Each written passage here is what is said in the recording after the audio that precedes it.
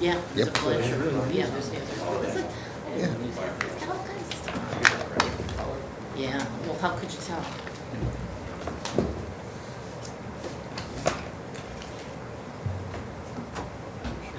Good evening, ladies and gentlemen. I'd like to call the July 18th, 2022 Crest Hill City Council meeting to order. If everyone would please rise for the Pledge of Allegiance to the flag.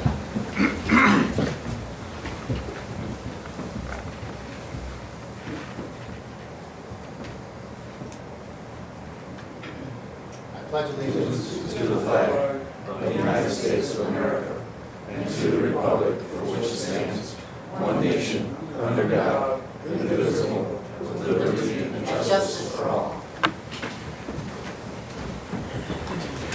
Roll call, please. Ray Solomon. Here. Glenn Conklin. Present. Scott Dyke. Here. John Vershey. Darrell Jefferson. Here. Claudia Gazal. Here. Tina Oberlin. Present. Mark Sepiti. Here. Nate Albert. Here. And Joe Kubo. Here. Thank you. Okay, we do not have a business promotion this evening, so we'll move forward with the agenda items. First, the approval of the minutes of the city council meeting held on July 5th, 2022. Motion would be in order. So moved. Second. We have a motion by Alderwoman Gazal, seconded by Alderman Albert, for the approval of the minutes of the regular city council meeting held on July 5th, 2022. Questions or comments? Roll call, please. Scott Dyke. Yes. John Vershey. Yes. Darrell Jefferson. Yes. Claudia Gazal. Yes. Tina Oberlin. Yes. Mark Sepiti. Yes. Nate Albert. Yes. And Joe Kubo. Yes. Motion carries. Thank you. Okay, moving on to our city attorney, Mike Steff. Good evening, Mike. Good evening, Mayor and Council. I do not have any agenda items. Any questions of city attorney? No, but I have a question. How come we'll only have city council meeting minutes and not the work session from last week? It's missing here. Due to the length of the meeting, and we were short-staffed in the office one day, we got them done late Friday, so they didn't make it on the agenda. So we'll have in the next meeting? Yes, ma'am. Thank you. Any questions of city attorney? All right, thanks, Mike. Moving on to city administrator. City Administrator Jim Marino. Good evening, Jim. Good evening, Mayor and Council. I have two items for you tonight. The first item is the approval of the video gaming machine license fee. This was discussed at the July 5th meeting. A question was raised at that time about who's responsible for paying that fee. The ordinance says that the fee would be shared equally between the terminal operator and the establishment or the business owner. So I had Mike Stiff look into this, and he determined that the language that's in the ordinance matches the language that's in the state statute. So it doesn't appear that we could change that language to impose that fee on the terminal operator solely. So I think that answers the question that was asked.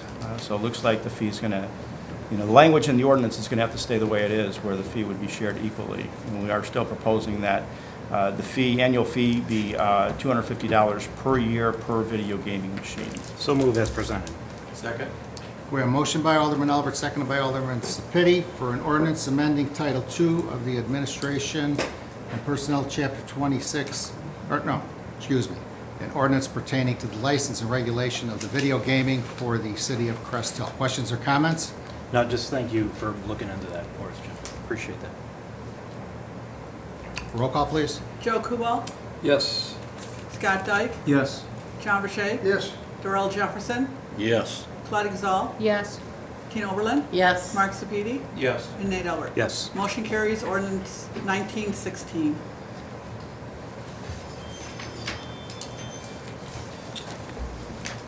The next item is an ordinance amending Ordinance 1689. At the July 11th work session, the council asked that the city attorney amend the code and ordinances by modifying Ordinance 1689.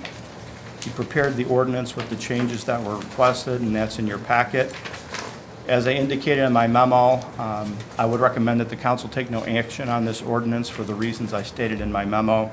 It creates some conflicts with the wording the way it is. It essentially eliminates the finance director position and reverts back to the finance supervisor position. Some of the responsibilities that the finance director now holds would be eliminated.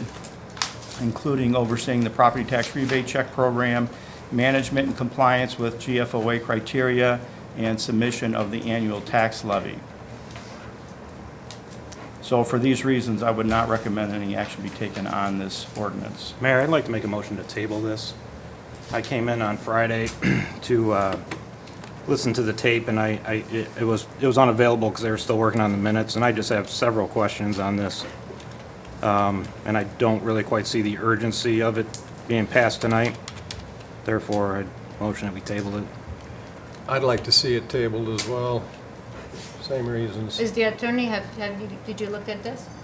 I was instructed to do three things: take 1689 and make the changes. I was told that my instructions were not to editorialize, not to make any suggested changes. So the conflicts that I think Jim alluded to are things that I saw that popped out to me, but my instructions were clear to take ordinance 1689, which is the older ordinance, and make the three changes to it. So that's what I did.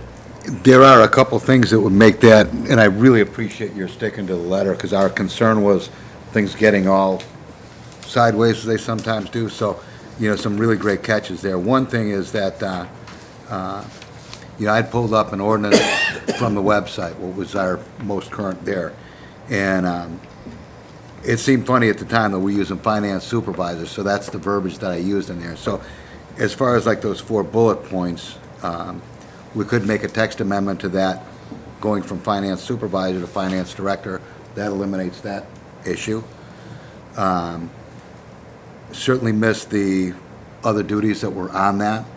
Those duties as far as the GFOA, property tax rebate, and the summary and submission prep of the annual tax levy.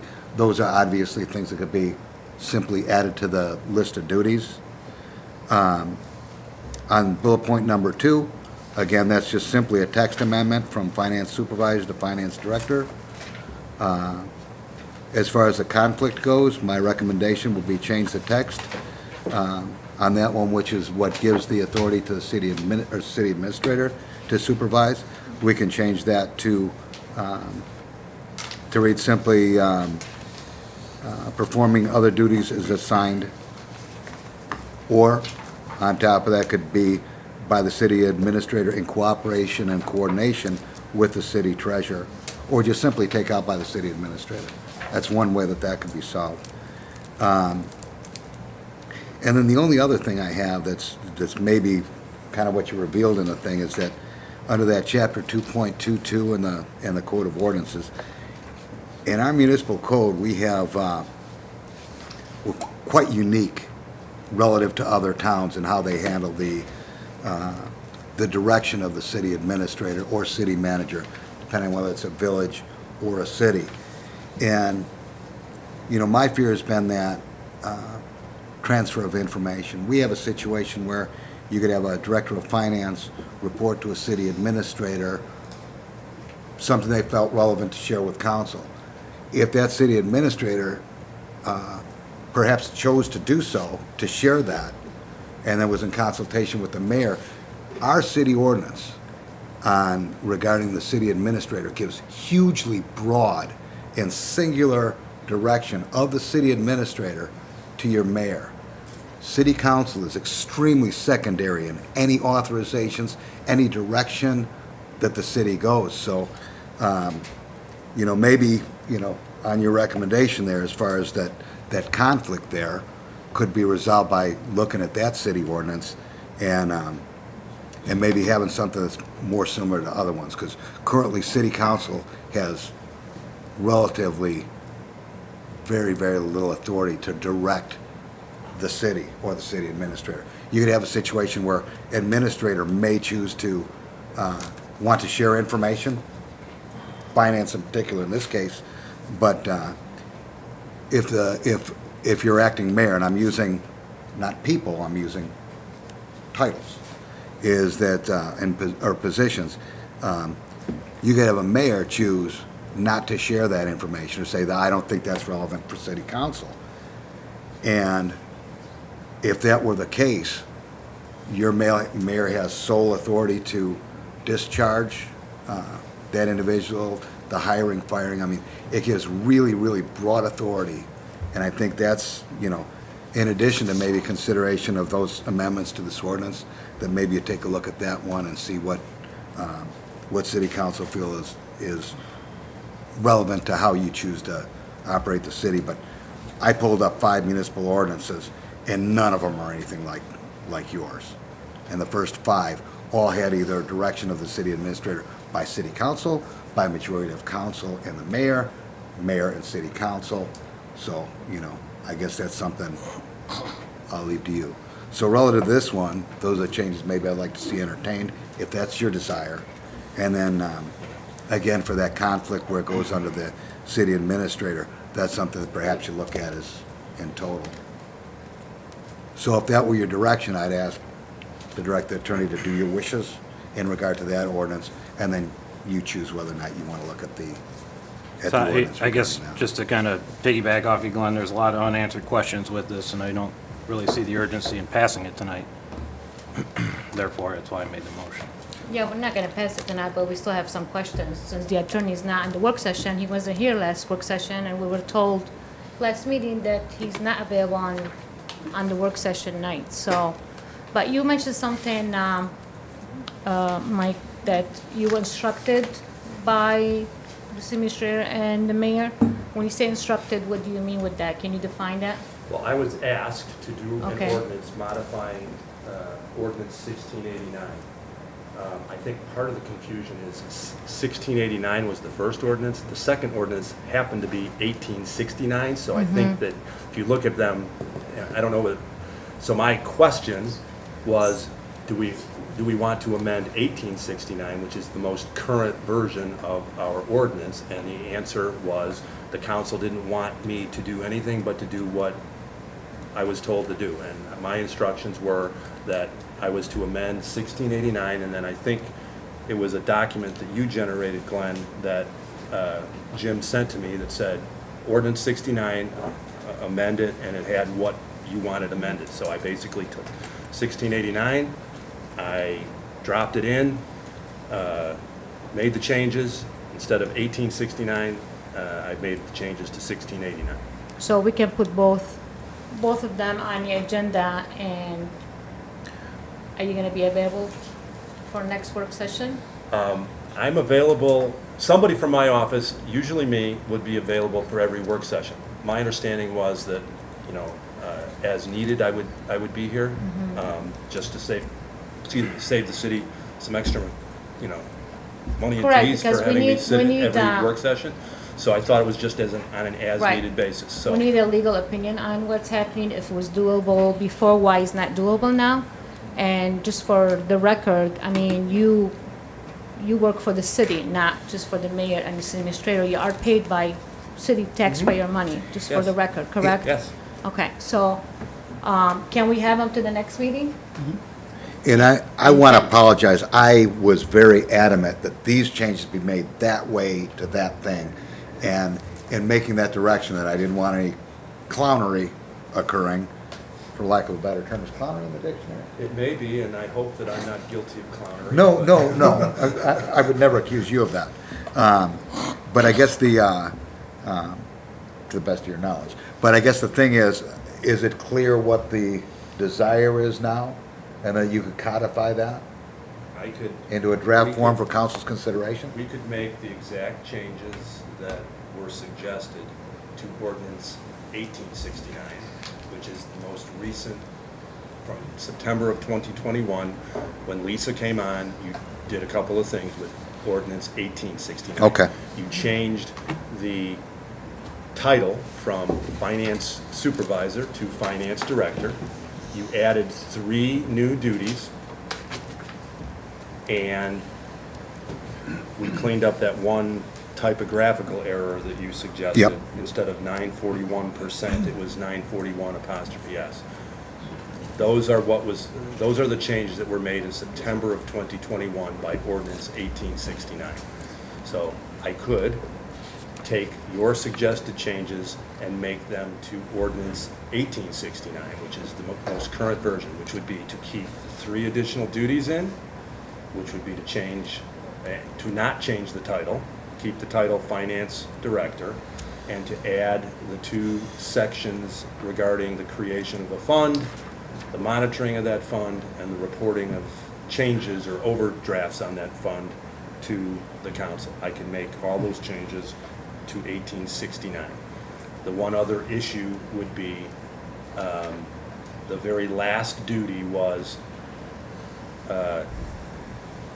completes or complies with any other duties as assigned by, in 1869, as well as 1689. There was a last catch-all duty that said, other duties as assigned by the city administrator. That was the same in both ordinances.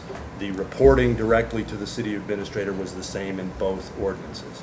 So the change that was suggested was that the reporting would change, but I still think that you need to either address that last duty and say that it's other duties as assigned by the treasurer and just leave it at that, or other duties as assigned by the treasurer, as you suggested, in conjunction with the city administrator, or some variation if you want to have additional duties potentially assigned, not only from you or by the city administrator. I don't know what the council's pleasure Right, is so it's on that. doable, basically. And Yes. could we Correct. possibly have both of those ordinances, anything that around this supplied to us in the work session packet, as well as the other ordinance Glenn was speaking of, referring to the city administrator, have that supplied to us so we can discuss that as well? Absolutely. And I apologize, I grabbed that ordinance off the website, and I didn't transpose the numbers. We have a 1689 that's on there, and 1869 is not currently posted, so I mean, we may need to look at our municipal code, make sure that that's updated on the website. Yeah, well, too bad you were not emailed or got a phone call saying you pulled the wrong one, but we're just like, gotta drag this. There's a reason why we're doing all this right now. We're just gonna pay more attorney fees and drag it and, but it's good, let's put it on the agenda again. We can discuss it further and we can do it the right way. I'm not sure it needs to be tabled based on what he just said. No, we need We could codify that right now.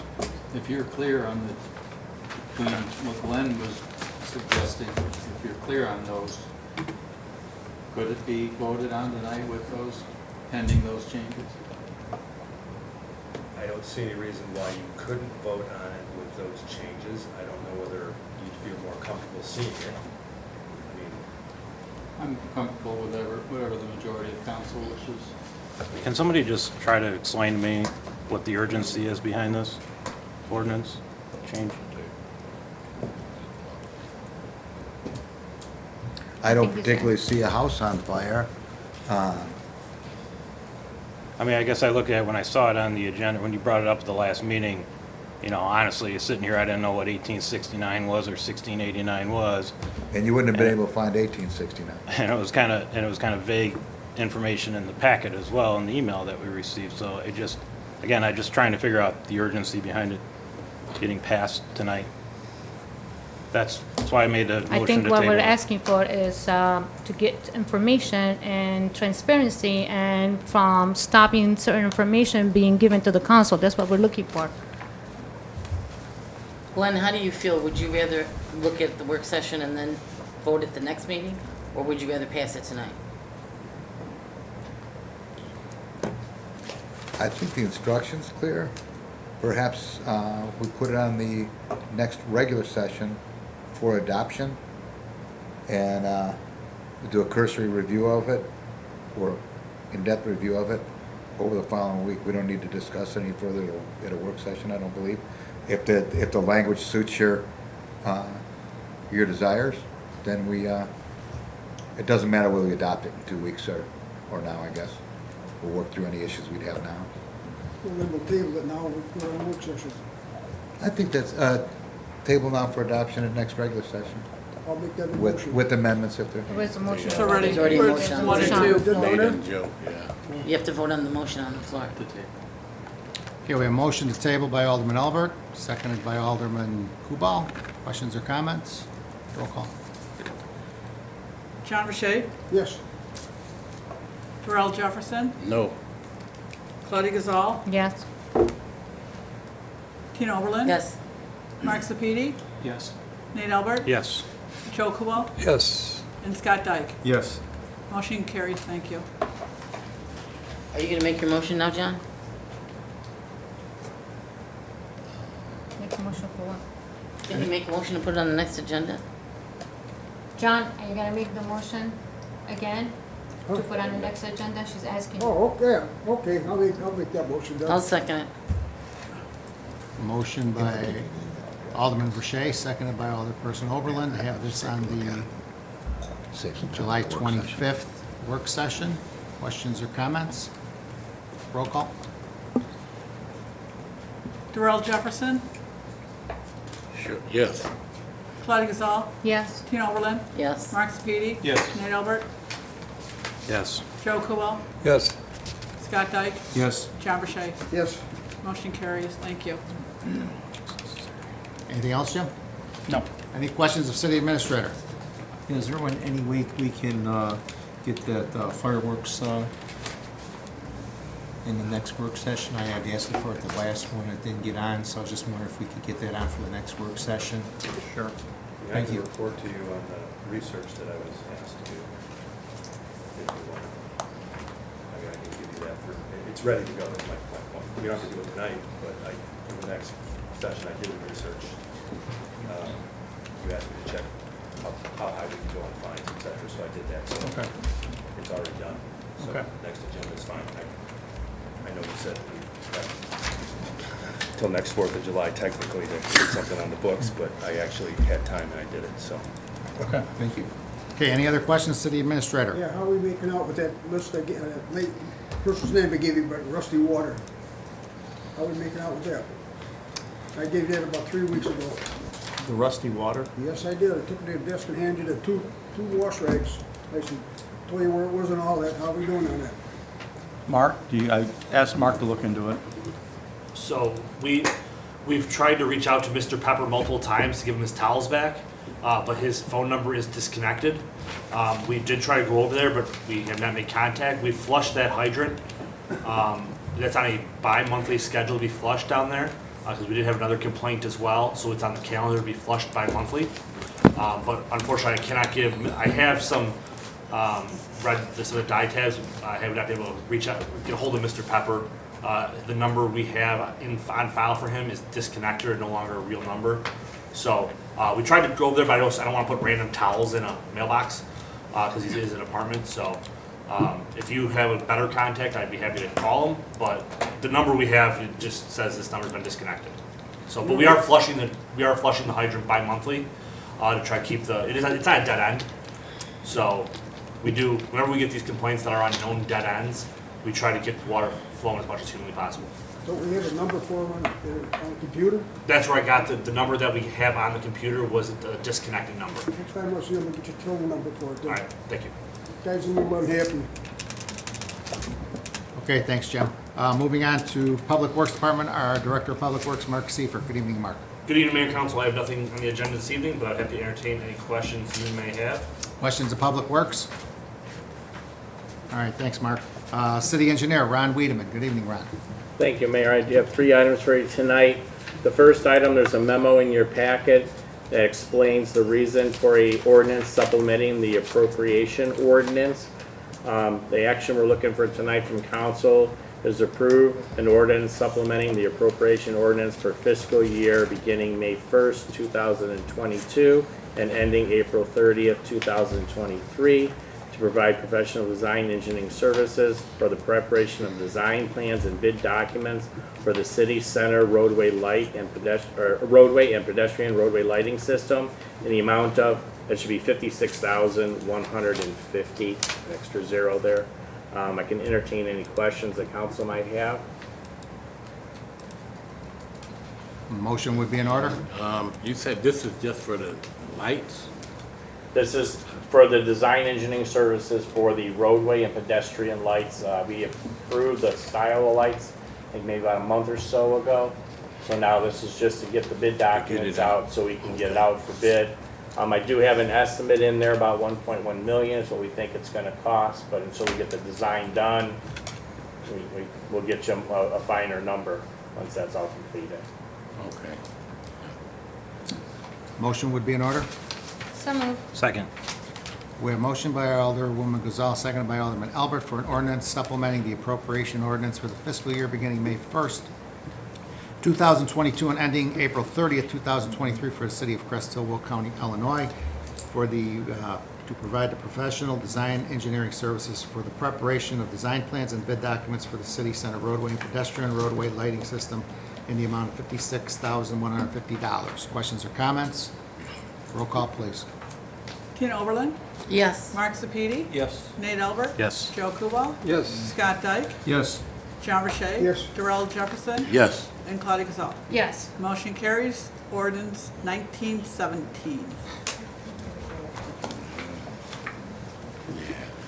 The next item I have is for the award of a contract to Precision Pavement Marking, Inc. for the 2022-23 MFT citywide pavement marking contract, the amount of $61,207. Again, there's a memo in the file. If anybody would like to ask any questions in regards to that memo. So move as presented, Mr. Mayor. Second. We have a motion by Alderman Jefferson, seconded by Alderperson Oberlin for the approval of the award to contract to Precision Pavement Marking for the 2023 citywide pavement marking contract, the amount of $61,207. Questions or comments? Roll call, please. Claudia Gazal. Yes. Tina Oberlin. Yes. Mark Sepiti. Yes. Nate Albert. Yes. Joe Kubal. Yes. Scott Dyke. Yes. John Rashay. Yes. And Darrell Jefferson. Yes. Motion carries. Thank you. And the final item I have is to approve, there's also a memo in your packet to approve the execution proposal with Hitchcock Design Group for design engineering services for the city's welcome sign, an amount of $20,150.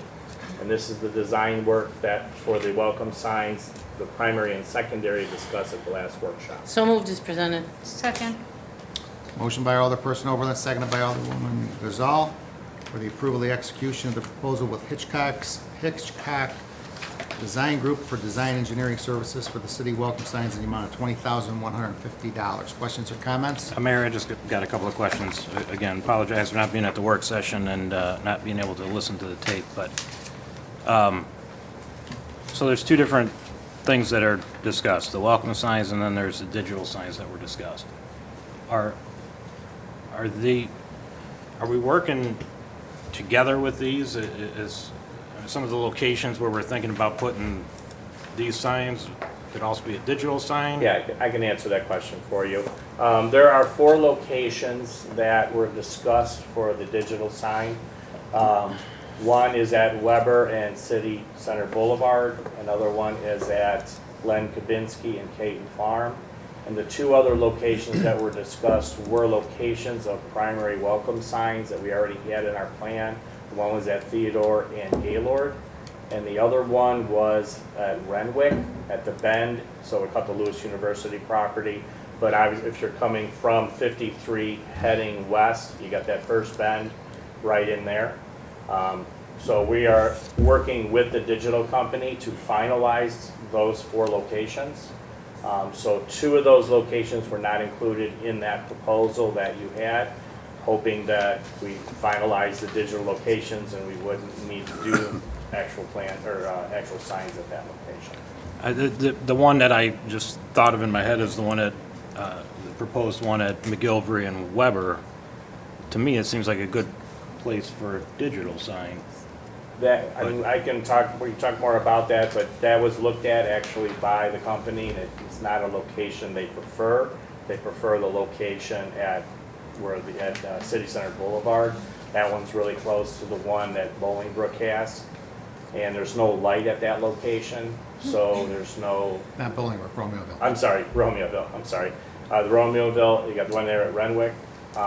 And then with not having a stoplight at that location, he felt that a better location for the Weber stretch was at City Center Boulevard. I just feel like we had preliminary plans, Claudia, maybe correct me if I'm wrong, but there's going to potentially be a light there at one time. Yeah. I guess since we got both things moving at the same time, just Well, want to make sure we're working together with this stuff. And to answer your question, if for some reason a light does go up at that location, there can always be new signs added to this contract. Right now, we vetted, I think, 11 locations, I think that were looked at. 4 of them, they wanted to move forward with because they felt it was most cost effective for themselves. And so those are the 4 we're moving forward on. We actually talked about some additional locations, potentially maybe at Division at Weber, if that got, built up in there, might be a location. So we can always add signs as we go. Right now, this is just the initial step in. Just Yeah, but so how do you- clarification, we're only talking right now, we're gonna start with the big one first, my understanding. For the signs, Yeah, we're gonna design all the signs, Right, but both we're the not primary and the gonna- secondary. And we're going to move forward with construction within the budget we have this year of 143K of whatever we can install, secondary or primary locations. There are some of the locations we still need to acquire easements and or right-of-way. So Correct. we're gonna try securing that this year and probably early in the next year. And then next year we'll install the remaining but correct me if signs. I'm wrong, I thought, my understanding, we're going to do the Weber one, the one by Remington, the main entrance, and the Yep. other one was on 53. Those are the main ones we're gonna start with, or no? Say that Weber and. Route 53? Isn't it the main ones we talked about? Yeah, I mean, we can. So we but can discuss between, as a group, to Right, see right. the easement, like what Mr. Albert is saying. Yeah, like- correct. Right now, we only have 2 locations where we either have an easement or we own the right of way. That's Theodore and Gaylord, and the one by McGillivray that we acquired last fall, I think, is when we acquired Yeah, that we had a one. contract. Those are the only 2 that we have anything on records. There's some, we had the Lockport Park District has granted us something, but we need to kind of solidify that in an agreement for a location. That's the one on 53 of Broadway. So we just want to solidify that location. So if we can solidify it this year, relatively quickly, yes, we can go ahead and install that location if it stays within our budget that we're 143K. If But not, my it'll point kick over. is, we can still sit as a group and discuss the locations, because they're not defined yet. I'm trying to explain to Nate that we. Yeah, I guess I look at it as I don't want to see a sign, beautiful sign like this go up, and then all of a sudden we're taking it down and put a Right. digital sign up. No, we've already he's already Yeah. vetted all of our locations that we have proposed for primary signs and secondary signs. And only 2 of those will fit. Some of them have restrictions with IDOT that we talked about, that it can't be within a mile of a certain corridor. Some have utilities in the way, some just don't have the traffic. So the only 2 that identified of all of our locations that we've identified was only those 2. Did anyone look into further the possibility of a location on Larkin in the Hillcrest Shopping Center area? I know that came up. Yes, we have looked at it, and it's within the 660 feet, so IDOT will not allow a sign there. Well, what does it look beyond 660 feet? Where does that take you on the road? It I takes guess? you almost halfway between Theodore. the entrance into the shopping center and Theodore. Okay. And right now, they have one at that intersection, so they're not looking at putting another one at that intersection. At this So it's time, not- that could change, but at this time. So it's mainly due to its proximity to the Joliet one at that corner? Correct.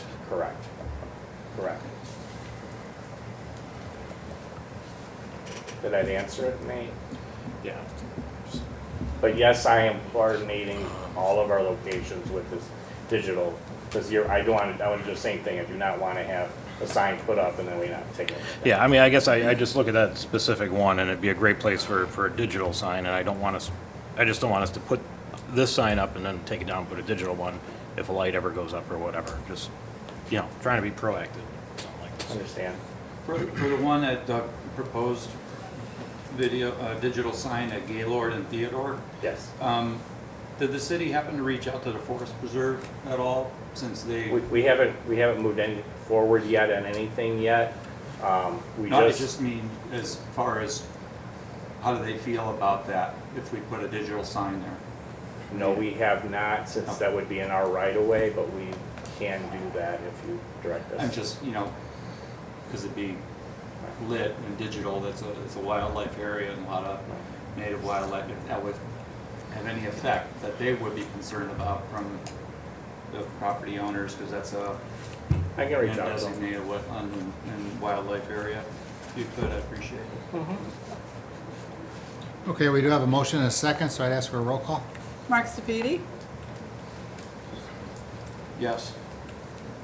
Nate Albert, Yes. Joe Kubal, Yes. Scott Dyke, Yes. John Burchett. Yes. Darrell Jefferson. Yes. Claudia Gazal. Yes. And Tina Oberlin. Yes. Motion carries. Thank you. Anything else, Ron? No, that's all I have. If there's any questions from council. Any questions of city engineer? Yes, Ron, just for the record, so the resident, can you give us the status of those poles, especially the one on McGilvery and Boreal? Yes, there's currently 10 poles that are topped and still in place along Weber. There's one that Claudia's talking about. It's pole 118, we call it. That pole is scheduled to have the equipment removed off of it the first week of August. That is AT&T equipment, so that's when they have it scheduled. When they complete that work, I'll be contacted along with ComEd to schedule the removal of the poles. So that's what I know right now. I get a status update on these poles every month, and that's where we sit today. It's been 2 years. Huh? It's been 2 Yes, years. and it has. But as I had mentioned to you earlier, this is actually a new ComEd feed. All the poles that were put there was a new ComEd feed for Duke that went in on Wayfair. Renwick. Wayfair. Yeah, well, they call it's for Duke because it's both parcels, Okay. but basically that's what's there now. So they had to put a whole brand new service in for that, and so that's what's happened. That's why the poles originally got moved. Is there a way you can email them, say that particular pole right there, it's a hazard? I can for- send them an email tomorrow, but I'm pretty sure this I'm is just the work afraid from a big schedule because accident. they bid it out. They had to bid this work out. And they just actually, that's when the contracts are supposed to get started. I'm assuming that's when equipment and everything are coming in. But I can email them to see if they can pull the pole at the same time that they move that equipment. Okay, thank you. Okay, thanks, Ron. Moving on, community development. We have nothing on the agenda. The reports are in your packet. We'll move on to our police department. Our deputy chief, Jason Opiola, is with us this evening. Good evening, Jason. Good evening, everyone. I don't have anything to present for you. The police report is in your packet. I'll be here to answer any questions at the end. Any questions of deputy chief? All right, thanks, Jason. Moving on to the mayor's report. I do not have any agenda items. I would like to make some comments in regards to the tragic incident that happened at Forza's Table and Tap on July 10th.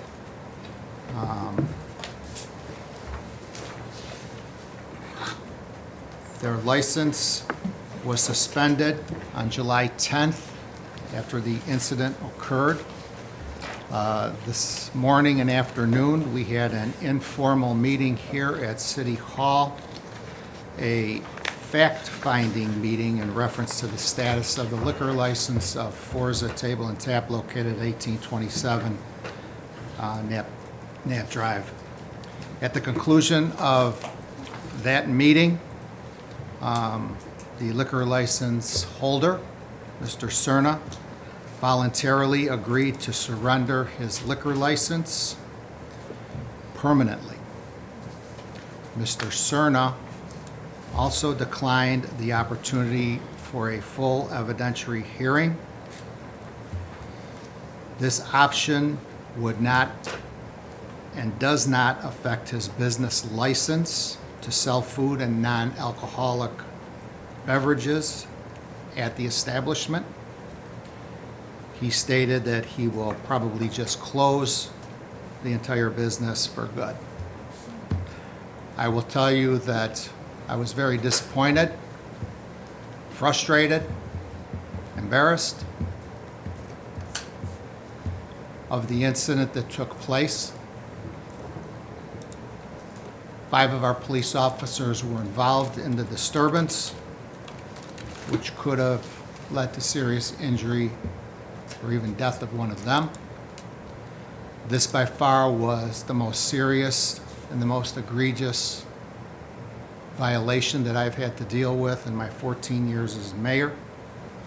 I expressed my frustrations during the hearing this morning and early this afternoon. So I just want to say to all the residents of the city of Crest Hill, and again, I feel that the incident could have been certainly avoided. I did not create the problem, but the problem had to be dealt with by the mayor, and it was. But I apologize to the entire city for what had happened. There was a lot of negative publicity in regards to that, which I am not very proud of. But I think at the end of the day, the situation has been rectified. We can't look to the past, we have to look to the future. So with that, I would ask if there are any questions of the mayor before we move on. Hearing none, we'll move on to the city clerk's report. Christine Verche Hall. Thank you. All I have tonight is to announce the Crest Hill Citywide Garage Sale is August 18th through the 21st. A permit will be needed, and the permit can be picked up in the clerk's office Monday through Friday from 8 a.m. to 4:30 p.m. The fee for it is $5. The deadline to register to have your address on the list is 8/16 of 22. And maps will be listed online and at City Hall starting 8/18 of 22. And that's all I have to report tonight. Any questions of the city clerk? All right, thanks, Chris. Moving on to the city treasurer's report. Glenn Conklin, good evening, Glenn. Good evening, Mayor and Council. I have one action item tonight. I seek your approval of the list of bills issued through July 14th, 2022, in the amount of $778,192.74. So moved as presented? Second. We have a motion by Alderperson Overland, seconded by Alderman Dyke for the approval of the list of bills. Questions or comments? Roll call, please. Nate Albert, Yes. Joe Kubal, Yes. Scott Dyke, Yes. John Burchett. Yes. Darrell Jefferson. Yes. Claudia Gazal. Yes. Tina Oberlin. Yes. And Mark Sepiti. Yes. Motion carries. Thank you. And thank you. I just got one other item to report, and that's our regular and overtime payroll from June 20th, 2022 through July 3rd of 2022 in the amount of $278,945.44. And that's it for me, and I'll take any questions if you have them. Questions of city treasurer? I don't have any questions, but I want to compliment you for that poster, that banner hanging up there in the clerk's office. You made that for the police that were running that day for the torch run. So that was real nice of you to donate that. I forgot to tell you that before. Very nice, all the people that volunteer for that. I appreciate it, but thanks to you guys. That's it. Thank you. Okay, thanks, Glenn. Moving on, unfinished business, we have nothing on the agenda. Anyone? New business? New business, Mr. Mayor. Last week I sent out an email to Maribel and Chris and to Jim inquiring about the IML conference. Last year this time we were already, I guess, registered and pretty much seated at the conference.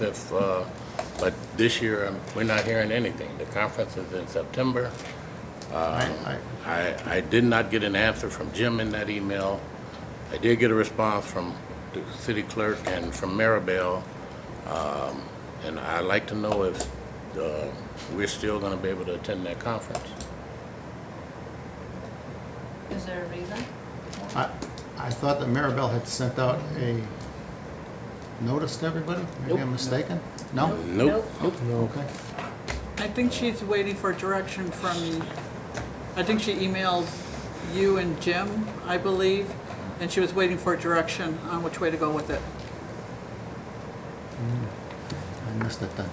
I haven't been involved in it, so I don't know how it was processed last year. I'll have to talk with Mayor about it. I don't quite understand why we have to talk about it every year. I mean, if it's something that's happening every year, we should just get the invite and get registered. One would think. Are we even still on time to do it?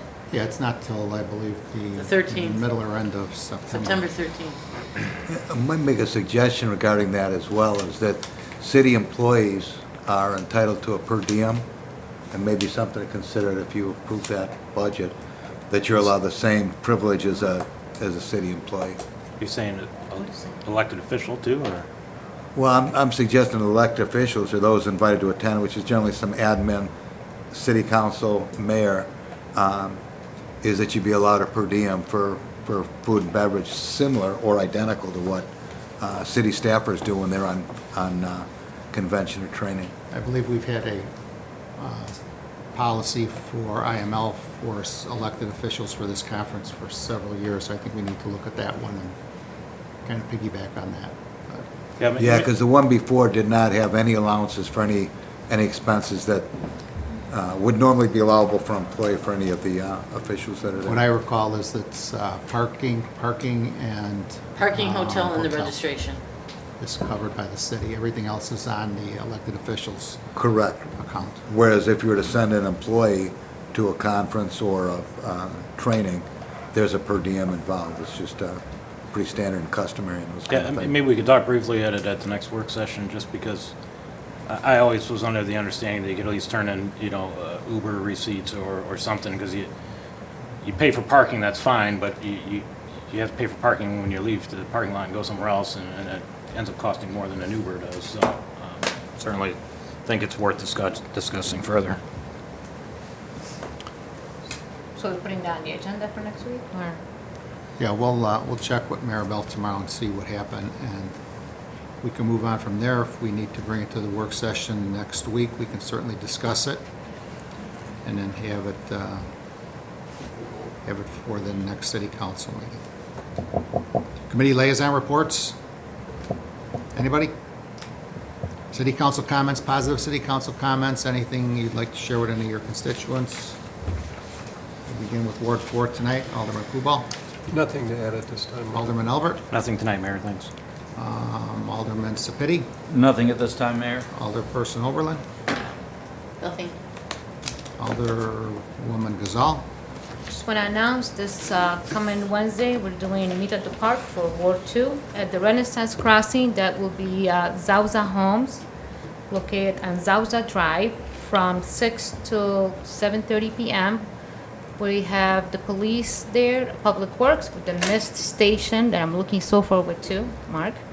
I want to thank GM Printers for donating the hot dogs. We're gonna have touch and truck, and we're adding the school bus this year. On another note, I'm gonna give my condolences to Alderman Sapiti on the passing of his mom. I can see how dedicated you are, Mark, to be here today. You left me speechless, so my condolences. Thank you. Alderman Jefferson. Just offer my condolences to Alderman Sapiti and the residents that emailed me about seeing a coyote over in what is that walk area? I don't know, what is it called? Prairie Bluff walk area there. I did make a call to Lockport Animal Control, so that will be looked at.